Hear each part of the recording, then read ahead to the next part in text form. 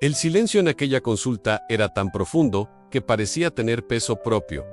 No era solo ausencia de sonido, era un vacío que oprimía el pecho, que aplastaba el aire, transformando cada segundo en una eternidad incómoda. Eduardo y Marina estaban sentados uno al lado del otro, pero parecía que el mundo se había alejado metros de ellos. Sus manos entrelazadas eran el único cable que los mantenía anclados a la realidad. La doctora Cristina cerró lentamente la carpeta con las pruebas, un gesto simple, pero con la potencia necesaria para pulverizar cualquier atisbo de esperanza. Lo siento mucho, dijo, con una voz queda, compasiva, pero devastadora. El procedimiento no ha funcionado, los embriones no se han implantado. Marina parpadeó lentamente, como si intentara borrar las palabras que se le colaban dentro como ácido. No lloró.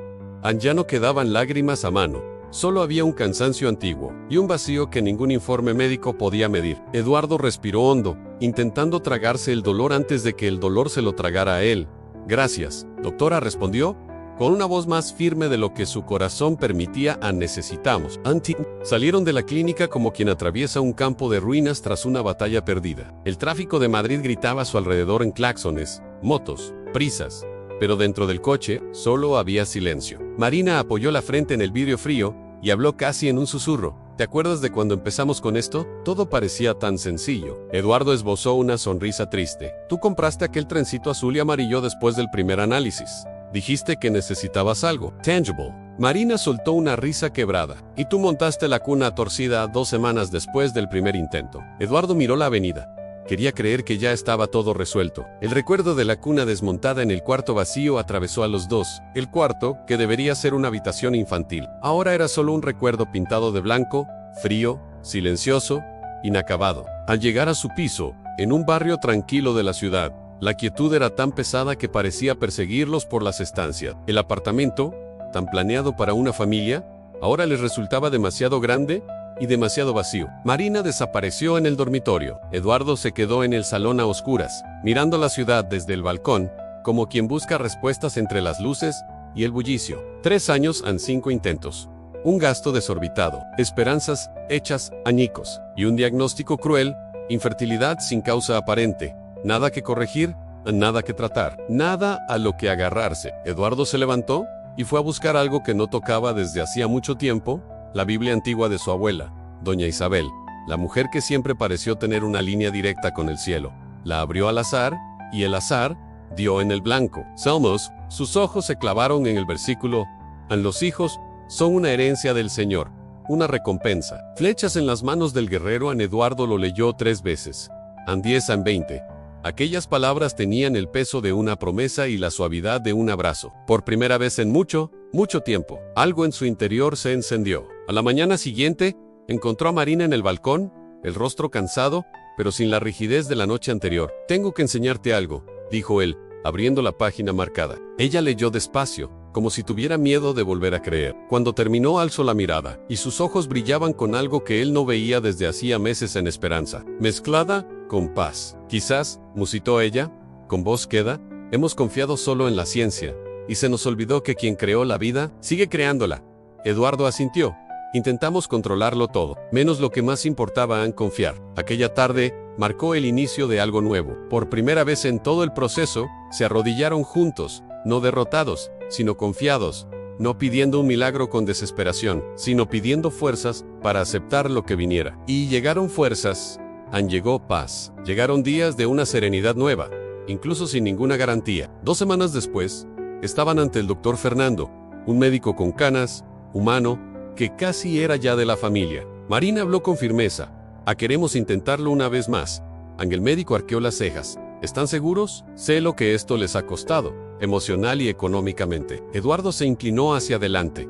Lo estamos, pero esta vez, no estamos confiando solo en el tratamiento. Dios va con nosotros. El médico guardó silencio unos segundos, y luego sonrió, conmovido. En 20 años de profesión, he aprendido que la fe y la ciencia forman un equipo poderoso. Esta vez, todo fue distinto. Marina no lloraba antes de dormir, no revisaba obsesivamente aplicaciones, no contaba los días con desesperación.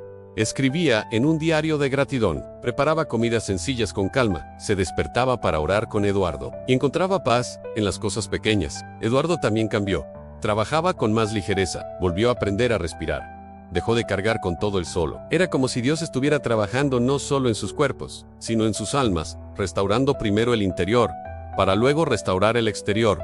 Llegó entonces el día de la ecografía. Marina se tumbó en la camilla, las manos frías, pero el espíritu tranquilo. «Hágase tu voluntad», susurró.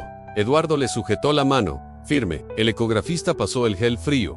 La imagen apareció en la pantalla, vacía. Deslizó el transductor un poco más en silencio.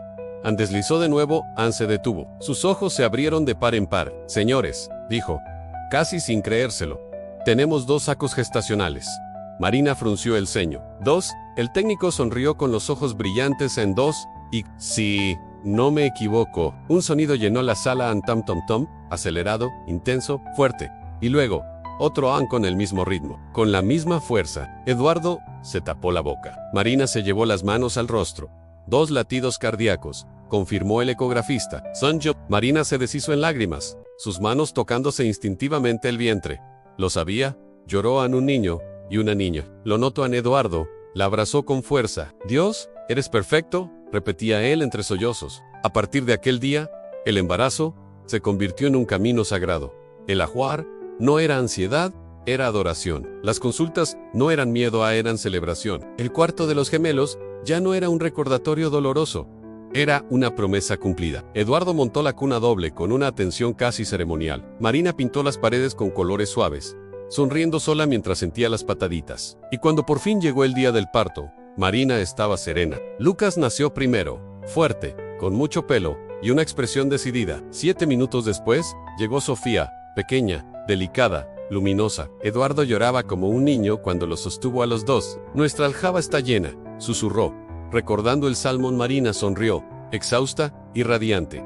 «Y nuestra fe también», respondió ella. Meses después, en la misma iglesia donde se casaron, con Lucas y Sofía en brazos, escucharon al pastor preguntar: «¿Reconocen que estos hijos pertenecen, en primer lugar, al Señor?» Marina no dudó. «Ah, lo reconocemos. Son herencia del Señor». Ann. Eduardo miró a sus hijos vivos respirando reales, y luego a Marina. Y lo entendió todo. En Dios no les había dado solo gemelos. Les había dado una historia, una fe renovada, una vida restaurada. A veces, Dios retrasa el sueño, porque primero necesita preparar el corazón. A veces permite el desierto para enseñar que la fuente no está en los médicos, ni en los análisis, ni en los protocolos, sino en Él. Y cuando al final llega el milagro, no ocupa solo espacio, ocupa un propósito. Lucas y Sofía no eran solo bebés, eran la herencia de la fe, la prueba viviente de que el desierto nunca es el final, es solo el camino donde Dios siembra sus milagros más profundo. Gracias por llegar hasta aquí. Si te ha gustado, te invitamos a suscribiros al canal.